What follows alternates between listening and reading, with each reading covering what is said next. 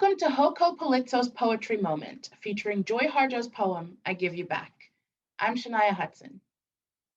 In 2020, fears have grown for our health, for the future of race relations, or for the possibility of democracy. Joy Harjo is this nation's Poet Laureate, the first Native American to hold that position. Over her lifetime, she's become acquainted with racism and fear, but she doesn't accept them. In 2005, she read her poems and played her flute for Hoko Palitzo audiences and taped an interview that included a reading of I Give You Back. In May 2020, Harjo chatted with Cheryl Strayed, author of the Dear Sugar column in the New York Times about writing during a pandemic.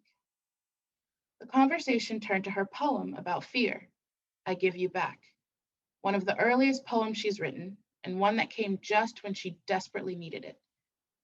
Harjo said, "We're in a pandemic, something we've never been in before, in a time like the times we're in now. And what does that mean? And what's going to happen to us? This poem is to get rid of fear. I think it comes out of the tribal tradition of writing poems to be useful to go out into the world. Okay, poem, you have work to do, and you have to go out and help people not be afraid." Harjo, whose name translates from the Muskogee language as "so brave you're crazy," said that at first she tried to resist writing poetry, instead trying to concentrate on her visual art, music, and dancing. But she found that she had to write. Poems live beyond the page, Harjo said. They have a purpose in the world, and they can create change. Poetry for me was soul talk, crafted soul talk, Harjo said. Words literally had power to change the weather, to make things happen. Poetry was a way to document the spirit of people. And now, I Give You Back by Joy Harjo. I release you, my beautiful and terrible fear, I release you. You are my beloved and hated twin, but now I don't know you as myself. I release you with all the pain I would know at the death of my children. You are not my blood anymore. I give you back to the soldiers who burned down my home, beheaded my children, raped and sodomized my brothers and sisters. I give you back to those who stole the food from our plates when we were starving. I release you, fear, because you hold these scenes in front of me, and I was born with eyes that can never close.